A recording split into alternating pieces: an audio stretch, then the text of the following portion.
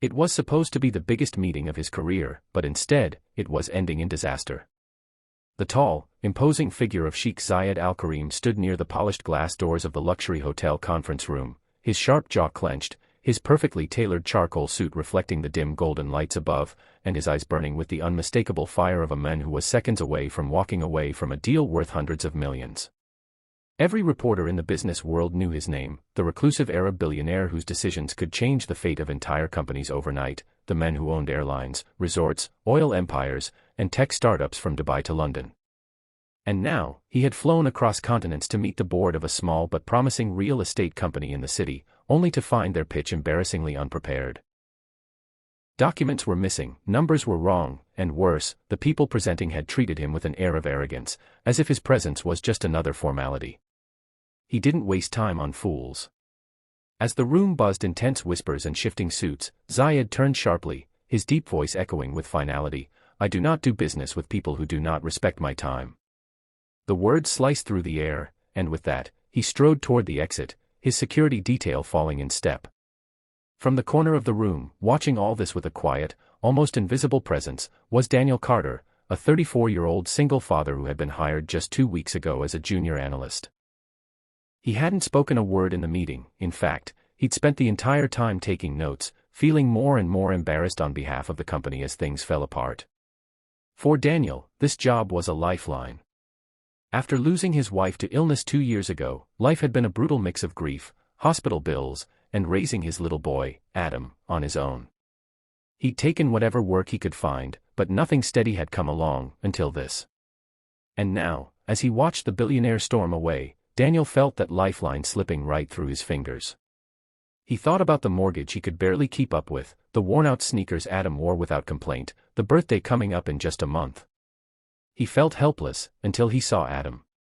Because Adam was here. Today had been one of those impossible mornings when the babysitter cancelled last minute, and Daniel, having no other choice, brought his son with him to the office, promising he'd keep him occupied quietly in the corner with his tablet and snacks. Adam, small for his age but with eyes full of curiosity, had sat patiently through the whole meeting without a sound, until now. As the billionaire passed by, Adam's little voice piped up, "Mr." It was so soft it might have been lost in the shuffle of footsteps and murmurs, but something about the innocence in the tone made Zayed pause mid-stride. The billionaire turned, his dark brows knitting together in surprise. Everyone in the room froze. Adam shifted uncomfortably under the man's gaze but then said something that made jaws drop. In perfect, melodic Arabic, the kind you'd expect from a native speaker, he said, "Assalamu alaikum, Sayyidi. La tadhab, min falik. Abi yamala jadundan wa uabuka and tarif dalik. Peace be upon you, sir. Please don't go. My father works very hard and wants you to know that." The effect was electric. Zayed's eyes widened slightly, not in offense but in intrigue. His security detail exchanged glances. The board members shifted awkwardly, unsure whether to intervene or pretend this wasn't happening. Daniel's own heart was pounding. He had no idea his son was about to speak, and he certainly didn't know Adam could say something so sophisticated. Daniel knew Adam had been learning languages through an app ever since his wife had started teaching him as a baby, but he hadn't realized just how fluent he'd gotten in Arabic, a language Daniel himself didn't speak a word of. Zayed took a step toward the boy, his usually guarded face showing the faintest hint of curiosity. "Inta tatakalam al-Arabiya," he asked gently, testing him. "You speak Arabic?" Adam nodded enthusiastically, "Na'am, Shayan Kalalan. Ummi kanat tuib al-lughat." "Yes, a little. My mom loved languages."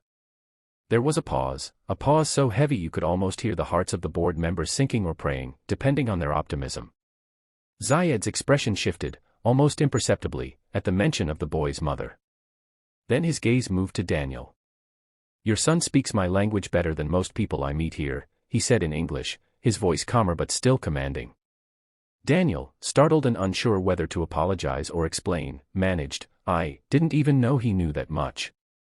Zayed's eyes lingered on him for a long moment, as though assessing him in a way that went beyond the failed business meeting. Then he glanced at the board, his tone sharpening again. "You people wasted my time." But, he looked back at Adam, perhaps not entirely. Whispers broke out instantly. Daniel felt every gaze in the room turn toward him, and he suddenly realized, for reasons he couldn't yet comprehend, that this billionaire wasn't leaving just yet. Instead, Zayed bent slightly, so he was at Adam's eye level.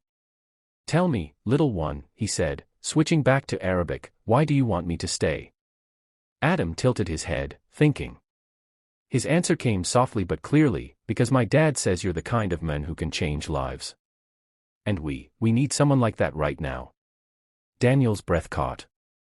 He had never told Adam that in those words, but the boy had clearly absorbed enough of his late-night conversations, his worries, his hopes.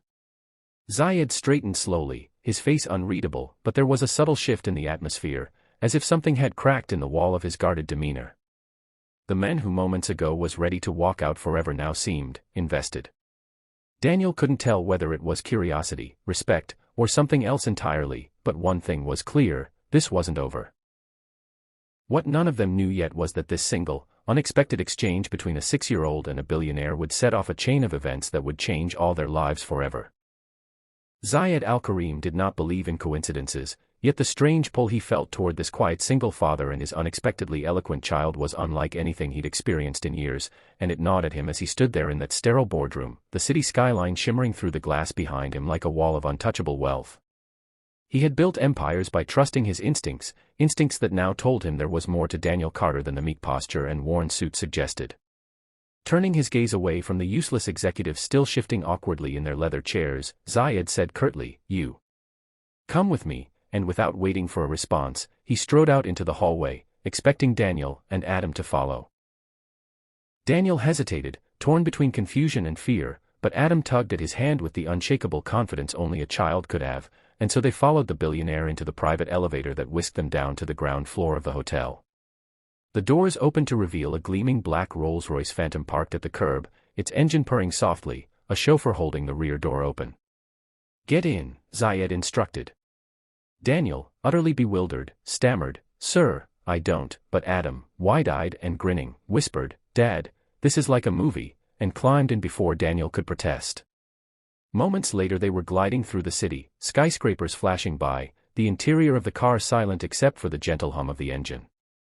Finally, Zayed spoke. "Your company has no discipline, no vision, and no respect for my time. If it were up to me, I would leave tonight and never return. But," his eyes flickered briefly toward Adam, "I have decided to give one man, you, a chance to prove himself." Daniel blinked, unsure whether to feel honored or trapped. "Me? Sir, I'm just a junior analyst." "I wasn't even part of the presentation." "Exactly," Zayed interrupted. "You were not part of the failure. You sat quietly, you observed. That tells me you are capable of listening, which is more than I can say for your superiors. And your son, he speaks my language. That means you have raised him to value knowledge. These are rare qualities." Daniel's mind raced. Was this man offering him a job? A test? Or was this just some elaborate game for a bored billionaire? Zayed leaned forward, his tone lowering into something that felt like both a challenge and a warning. "I will give you 48 hours to impress me. No money, no favors, no help from your company. You will take on a task I set for you, and if you succeed, I will not only reconsider my withdrawal from the deal, I will offer you a position in my personal investment group with a salary that will change your life. Fail, and you will return to your mediocre existence, knowing you let the opportunity of a lifetime slip away." Daniel swallowed hard, feeling the weight of those words pressing down on him. "What's the task?" he asked finally. Zayed's lips curved into the faintest hint of a smile. "Tomorrow morning, there will be an auction, a property in the old district. It is valuable for reasons I will not explain now. I want you to secure it for me without exceeding a certain budget I will set. You will have to outthink people who have been in the game for decades. And you will take your son with you." Daniel frowned. "My son?" "Sir, this isn't, your son is your strength," Zayed said sharply. "He is the reason I am even speaking to you. Use that. Or do not. The choice is yours." The rest of the ride was in silence, though Daniel's thoughts were anything but quiet. By the time they arrived at his modest apartment building, night had fully claimed the city, casting everything in a soft orange glow from the streetlights. The chauffeur opened the door, and Zayed stepped out after them, surprising Daniel. "One more thing," the billionaire said, his voice softer now. "You speak to your son as though he understands the weight you carry. That is rare. But do not let him carry it for you." Daniel didn't know how to respond, so he simply nodded. Zayed got back into the car, and within seconds, the Rolls-Royce disappeared into the night. Inside their small apartment, Adam was practically buzzing with excitement. "Dad. Did you see the car? And the way he talked to me in Arabic. And we're going to an auction tomorrow."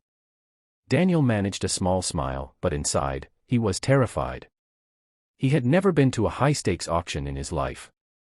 He had no idea how the bidding process worked beyond what he'd seen in movies, and the thought of competing against seasoned investors with deep pockets was almost laughable. Still, something in Zayed's eyes had sparked a flicker of determination in him, a sense that maybe, just maybe, he was capable of more than the life he'd been surviving for the past few years. That night, after putting Adam to bed, Daniel stayed up late researching auctions, property values in the old district, and possible strategies. He scribbled notes on scrap paper, his mind darting between calculations and worst-case scenarios. At some point, exhaustion pulled him into a restless sleep at the kitchen table, and when he woke to the faint light of dawn, there was a blanket draped over his shoulders, Adam's doing, no doubt. The morning air was cool as they set out for the auction house, a grand, century-old building with marble columns and polished brass doors. Inside, the atmosphere was electric, a mix of perfume, cologne, and the faint scent of old money. Men and women in tailored suits milled about, their conversations a blend of polite laughter and sharp whispers. Daniel felt painfully out of place in his only decent jacket, but Adam's small hand in his gave him some measure of courage. As the auction began, Daniel quickly realized this was a different world entirely.